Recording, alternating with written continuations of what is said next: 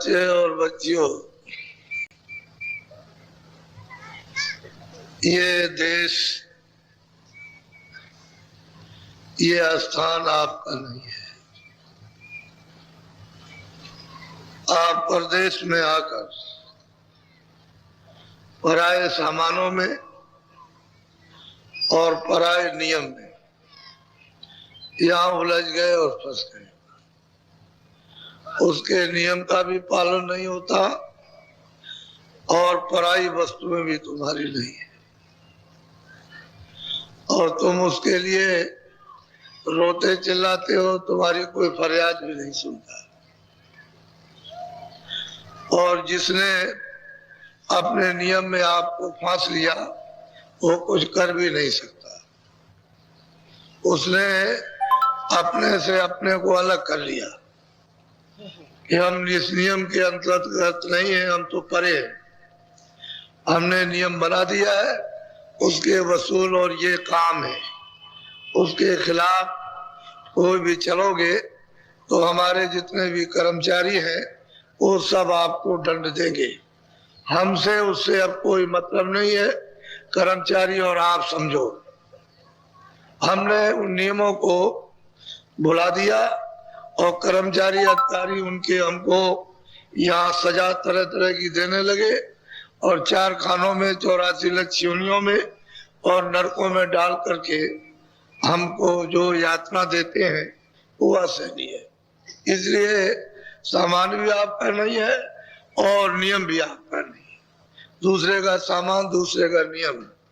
यदि आपको दिया था सामान तो आप उस नियम के अनुकूल उस सामान को काम में लेते और छोड़ देते। तो आपने उस सामान को अपना और वो नियम को तोड़ा। सामान भी आपका नहीं और नियम की सजा, जब उसका उल्लंघन किया तो सजा। इसलिए ये वास्तव में परदेश है। परदेश है, अपना देश नहीं है, और यहाँ कभी भी चैन अमन आपको नहीं मिल सकता। इसलिए कहते हैं कि भजो गुरु का नाम। जो गुरु ने नाम दिया है चढ़ने का, चलने का, जो भेद बताया है उसका नाम और रूप और स्थान, कि ये चढ़ने की जुक्ति है घाट से, यहाँ से चढ़ चलो तो भजो गुरु का नाम। वो दिया हुआ नाम भजो, जो अंतर घाट पर उस नाम को अपनी जीवात्मा चेतन से भजो। उससे मतलब ये है कि उससे जगो और जा करके नाम को पकड़ो। वही नाम तुमको ले जा करके सब कुछ कर देगा, योग पद को भी और ब्रह्म पद को भी, पार ब्रह्म पद को भी। वही नाम तुमको ले जाकर घर में पहुंचा देगा। तो दिया हुआ गुरु का नाम तुम नहीं भजोगे। 1 दिन किया, 1 घंटे किया, 10 दिन छोड़ दिया, 10 दिन किया तो 4 महीने छोड़ दिया। अरे तुमको दिया गया है कि हर रोज करो, किसी से नागा मत करो। और कितना करो, 1 घंटे का समय बचाओ। 23 घंटे तो आपने घर के और ये सब काम कर लिए, बाल बच्चों के, लेकिन 1 घंटा जीवात्मा के लिए भी कुछ करो। तो तुम कहते हो हमको समय नहीं मिलता। अरे क्यों नहीं समय मिलता है? क्यों आपको समय नहीं मिलता है? तो मतलब ये है कि समय हर वक्त मिलता है। तुमको 24 घंटे में समय मिलता, टट्टी पेशाब तो जाते हो। जब तुम टट्टी पेशाब एकांत में जाओ तो उसी जगह पर तुम बैठो और घुटनों पर अपने हाथ रखो, आंख बंद करो, कान बंद करो और टट्टी भी करो, भजन भी कर लो। कोई छुआछूत नहीं है किसी तरह की। और तुम कहते हो कि हमको समय नहीं मिलता। कैसे नहीं समय मिलता है? तुम हर जगह कर सकते हो, कोई जगह खाली नहीं, सब जगह पर और सब वक्त कर सकते हो। 24 घंटे में जब आपको समय मिले, कहते हो हमको समय नहीं मिलता। हम आपको एक छुट्टी देते हैं कि आपको कोई छुआछूत नहीं लगेगी। स्त्रियों को 12 महीने और पुरुषों को, अब आप कहोगे हमको समय नहीं, कैसे नहीं समय, टट्टी से जाओगे।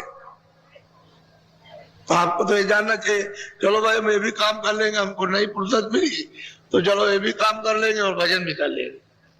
कैसे नहीं? एक क्षण भी अगर तुम्हारा इधर चला गया, उधर नहीं लगा तो बेकार गया। सब समय बेकार खोए देते हो और ये आपका यहाँ कुछ नहीं।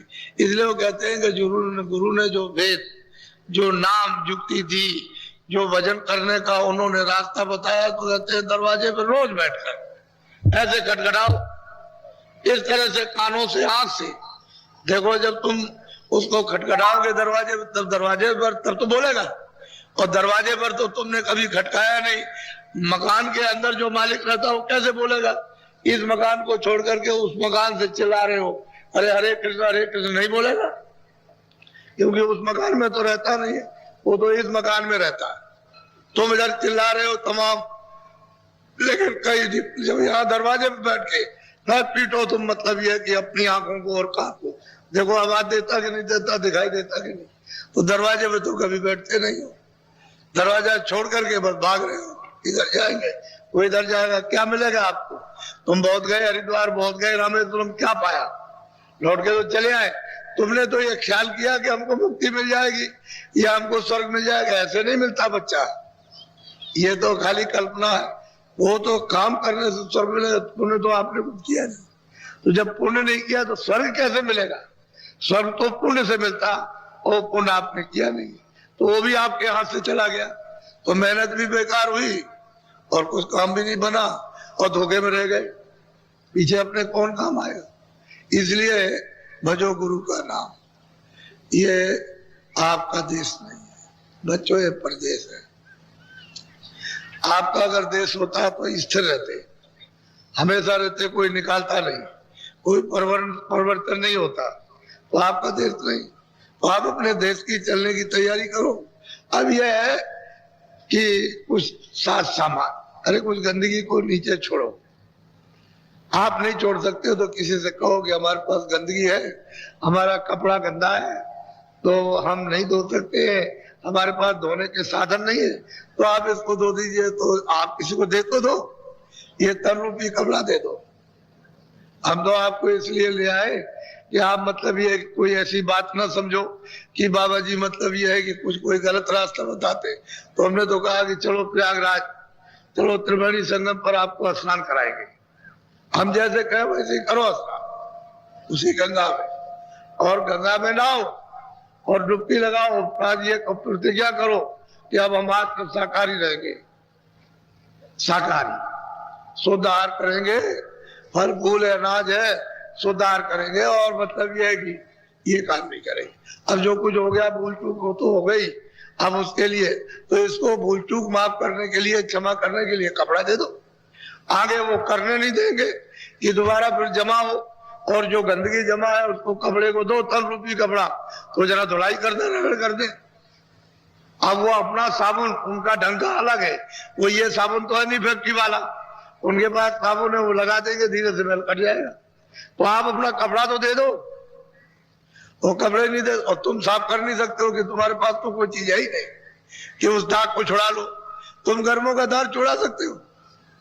जो लाज रखा आपने वो बिना महात्माओं के बच्चा नहीं होता है, तो इसलिए तुमको ले आएंगे। चलो भाई, कम से कम इसी बहाने से तुम कम से कम आगे कोई ऐसा तुम बोझा तो अपने ऊपर नहीं लागो जो काला दाग लग जाए, जो लगा है उसी की सफाई करो। वो कितना पीड़ित करेगा आपको, छोड़ेगा, वो कितने युग बर्बाद कर देगा।